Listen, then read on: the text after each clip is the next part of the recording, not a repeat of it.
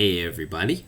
I wanted to start this video series out with a sort of introductory video on some of the basic elements of music and of jazz.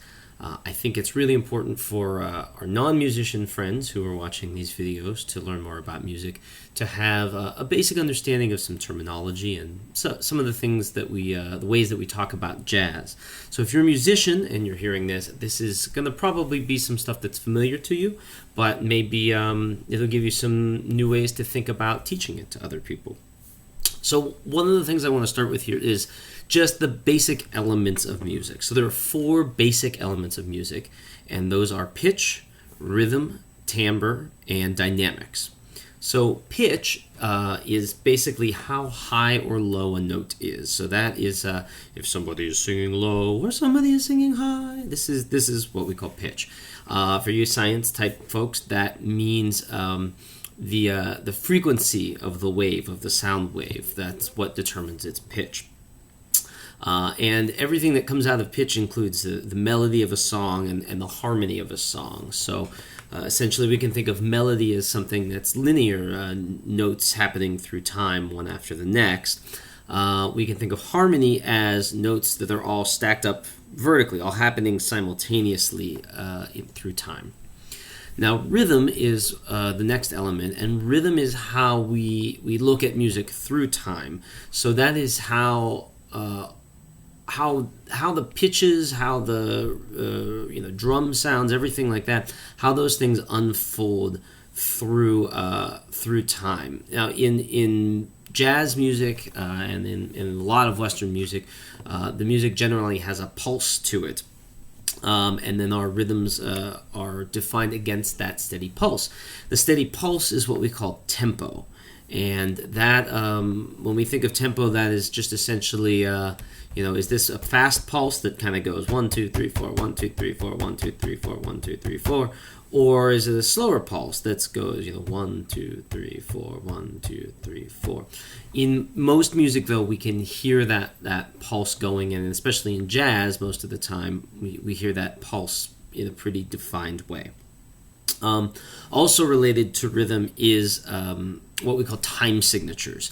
And so a time signature is the way that we feel that rhythmic pulse. So do we feel it in groups of 4, like 1, 2, 3, 4, 1, 2, 3, 4, or do we feel it in groups of 3, like a waltz, 1, 2, 3, 1, 2, 3? In most jazz music is in 4/4, 4 beats per measure, 1, 2, 3, 4. Jazz waltzes are in 3. When you get into more modern jazz music, sometimes you'll have other time signatures. Something might be in 5/4, like the song "Take 5." And in more complex avant-garde jazz, they even get into really complex time signatures. All right, so the next element that we have of jazz is going to be dynamics, and dynamics is a fancy word for how loud or soft the music is. So in music terms, we use these old Italian terms to talk about how loud or soft we're going to play. So the words for loud and soft in Italian music were forte for loud and piano for soft. And by the way, this is where the name of the piano comes from. The actual name of the piano is the pianoforte, which means you can play loud and soft on it. Its predecessor was called the forte piano, and this comes from the tradition of these forte pianos actually having 2 different keyboards, an upper one and a lower one, and one of them played loudly and the other one played soft, and you had these options of playing soft or loud, and that was what was available to you. In music with instruments that we play today, trumpets, trombones, violins, everything like that, we have more subtle gradations of volume. So we have for example, mezzo forte, which is not quite loud, that's medium loud. Or we have mezzo piano, that's not quite soft, medium soft, a little louder than soft. Or we have fortissimo, that's louder than loud, that's getting really loud. So this is how musicians talk about volume in these terms of dynamics. The last element of music is what we call timbre. And timbre is the quality of the sound. So this is how you distinguish the difference between a trumpet and a clarinet, by those instruments' timbres. Now what timbre actually is that when you're hearing a particular sound, let's say a clarinet just playing a long sustained note, you're not actually hearing just one note. What you're actually hearing is the fundamental pitch. That's the note that you recognize, and that's the lowest note you're hearing. But you're also hearing a bunch of other notes up above that, a little bit, well, considerably softer. But the way that your brain processes that sound is that it processes it as the fundamental note, and then the notes up above that, it processes those as the character of the sound, what makes it sound like a trumpet or a clarinet, etc. Those sounds that are ringing above that are what are called overtones, and there's a whole scientific explanation for this, which maybe that would be a good video sometime. But for our purposes here, we're gonna not go into that. But essentially, what makes different instruments sound different is the way you produce the sound, and then all those overtones are happening up above the instrument, but the material that the instrument is making, or that is made of, is going to emphasize certain overtones at higher volumes and certain overtones at other volumes, just based on the way that material resonates. So that's why, for example, like a resonator guitar, those metal guitars, that's going to sound very different from a wooden guitar. And that's also why two wooden guitars are going to sound slightly different from each other. They're going to have different tone qualities. All right, so that is timbre, and those are our four basic elements of music: timbre, dynamics, rhythm, and pitch, going backwards. All right, so let's see. Let's talk about some elements that are more specific to jazz. So two of the things that you're going to hear us talk a lot about are melody and changes, and those are kind of the the basic building blocks within jazz. So if the pitch and rhythm and those things, think of those as atoms. These are maybe our cells, I guess. This is the next level up, specific to jazz. So the melody, I think, is pretty clear to everybody. Melody is the tune that you recognize of a song. If you hear do do do do do do do do do, that's the melody to all of me, right? And we all recognize that song if we're familiar with it, and even if not, we recognize that as some kind of melody happening. Changes are, I think, sort of more mysterious to non-musicians. So the changes are the harmony that is happening underneath the melody. And as we said, when we talked about harmony a moment ago, we said that's the other notes that are happening underneath the melody notes to create a harmony there. Now, there's a whole complicated system for how harmony works, and it's based on scientific factors of how the notes in the Western scale relate to each other and stuff, and that may be a good topic for some time, but it's probably too complicated for today. But essentially, the thing that you need to know is that a song has a set melody and a set of chord changes that were written by a composer. Now, sometimes with more traditional songs, like older spirituals and things like that, maybe the original way has been lost. But at some point, somebody set out an original way of doing this. And of course, with all of our things that come from Tin Pan Alley, that come from marches, that come from jazz composers, that come from Broadway musicals, all of those things definitely have a very specific melody and set of chord changes that is a right way to play those. Now from there, jazz musicians take liberties. They may embellish on the melody. They may do what are called chord substitutions, which is where you change one or two notes of the chord to give the harmony a different flavor. Now, depending on what kind of style of music you're playing, that's going to inform your decisions about what kind of ways that you would use chord substitutions, what kind of ways that you would embellish the melody, etc. And so those are things that can be either improvised by musicians on the spot, or there's something that can be written as part of an arrangement. And I should point out that every jazz song that you hear is some kind of arrangement. And that's the next thing I just want to talk about here really quickly. The most basic part of the song, the nucleus of it, is what we call a chorus. So a chorus means one time through the melody and chord changes. But when you hear us play a song, we're repeating that structure more than once, repeating that chorus more than once. So it can be a little confusing when we talk about a song. We mean if I say I'm talking about the song All of Me, I'm talking about that 32 bar structure that is All of Me. But when we say, hey, we're going to play a song for you now, we're going to play All of Me, we're going to repeat that structure over and over. So the meaning of the word song has multiple meanings in this case.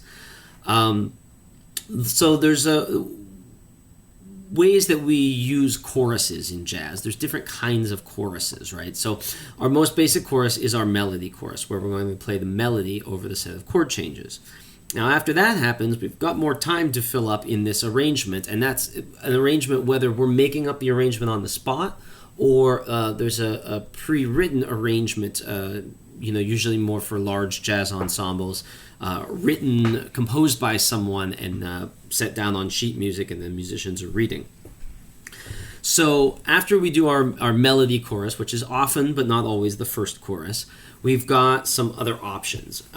We can have a solo chorus. So a solo chorus is where one musician makes up another melody over the chord changes. So they improvise something new, something interesting that happens over those chord changes. And that's a solo chorus. Now we've also got what we would call a riff chorus. A riff chorus is where the musicians together play some kind of repeated figure over and over again over the chord changes that fits in an interesting way. And maybe it adjusts itself in little different ways to fit the harmony, but it's essentially some kind of repeated pattern, and we call that a riff.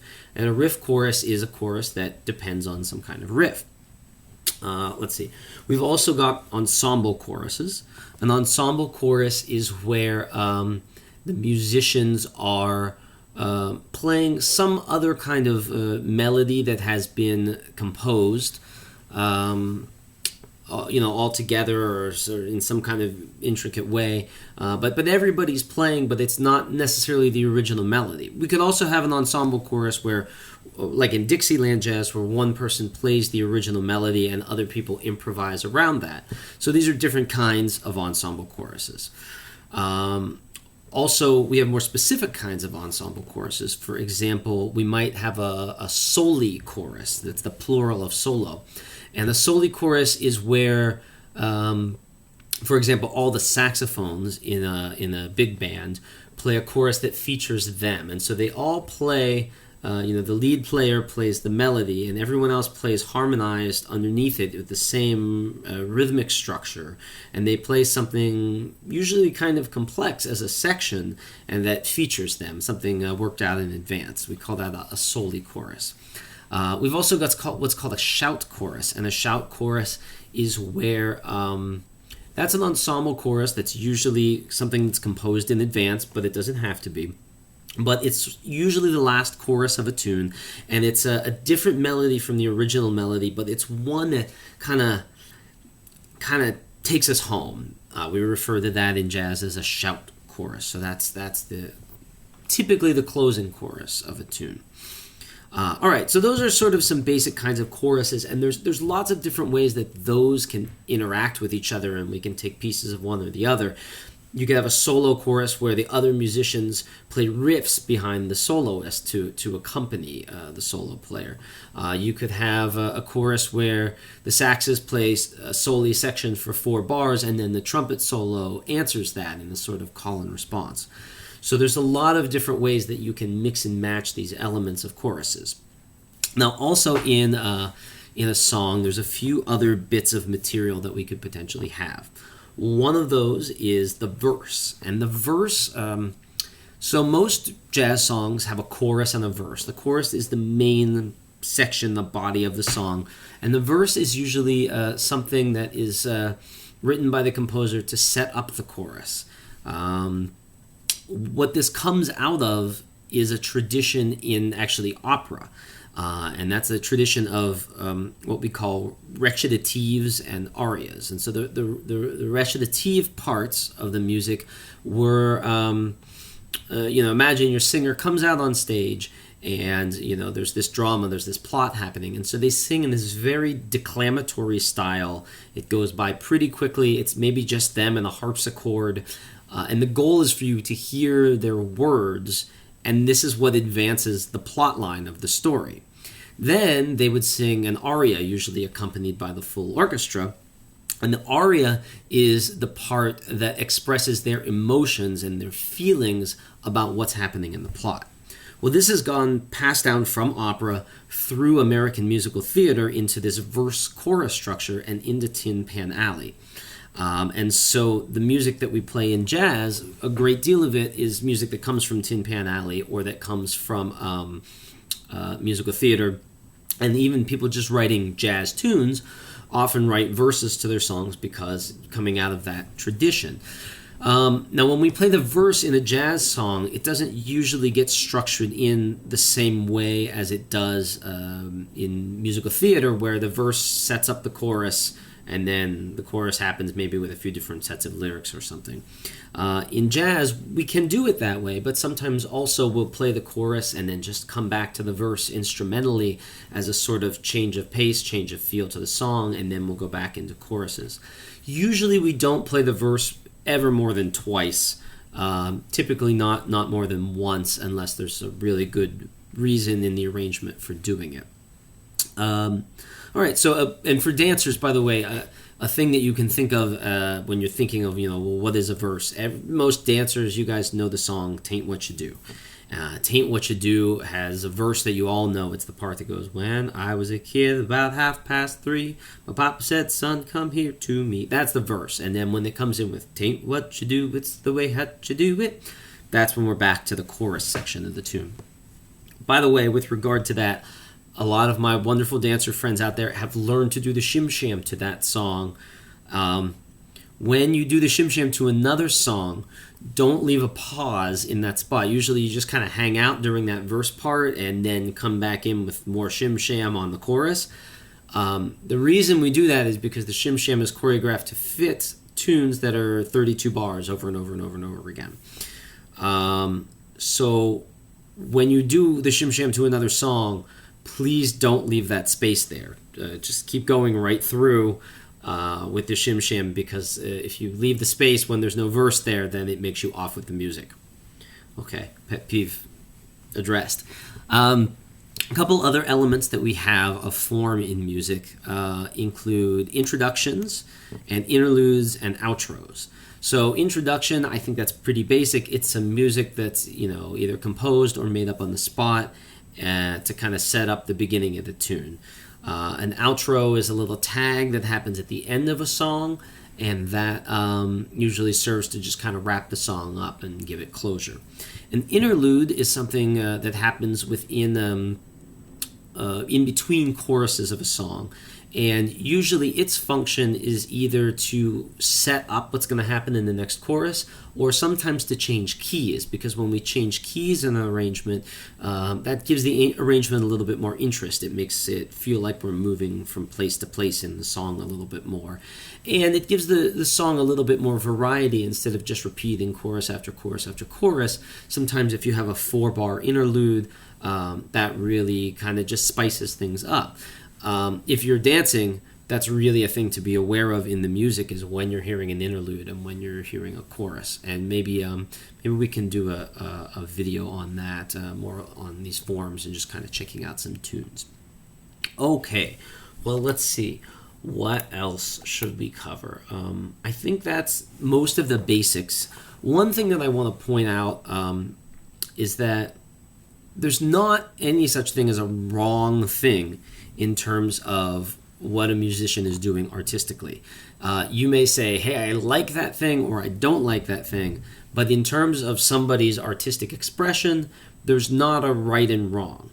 However, if someone, a venue or a promoter or a band, is advertising that they are playing music of a certain style, then we can judge the quality of their performance by how well they play that style with regard to the stylistic elements of that music. So, for example, if I advertise that I am going to play a concert in the 1920 style, or that I have a 1920 style jazz band, but then the elements of things that we do in the music, the choices we make, are very much things from the bebop era. The drummer plays on the ride cymbal, and the pianist comps bebop chord changes and doesn't play stride piano like a 20s pianist would have. And the rhythmic feel is very laid back. Then we could say, okay, well, I wouldn't judge that as a very good 1920s style performance, because they didn't really they didn't deliver on what they were promising, which is a 1920s style music. So in general terms, if somebody's just saying, I'm playing music in here and this is me and this is what I like, you can't really judge that as good or bad. You can judge it as I like it or as I don't. But when we're dealing with historical music and playing music specific to an historical context, then we do have stylistic elements that we can judge whether something is good or bad by. And I hope that through this video series, you guys will be able to get more information and learn more about the music and the subtlety of things that happen in the music, so that you can not only tell better what's good playing and what's bad playing, but also enjoy the good playing a whole lot more. I think that the more knowledge you have about the music, the more it connects with you, and the more you're able to appreciate it and enjoy it. So thanks everybody for watching this video, and I hope you will check out my Patreon project. I'm going to be posting more videos like this every month that deal with different topics regarding early jazz music, pre-war jazz music. So I hope you'll check that out. You can find that at patreon.com/Glenn. All right, and by the way, all the funds that we're raising with that Patreon project, we're asking people to put in a couple bucks a month. All of that money is going to support the rehearsal and performance and everything having to do with my big band here in New York. So you're supporting working New York City musicians trying to elevate the level of performance and elevate the level of education about old pre-war swing and jazz music. So thank you guys for supporting that, and I'll see you in the next video.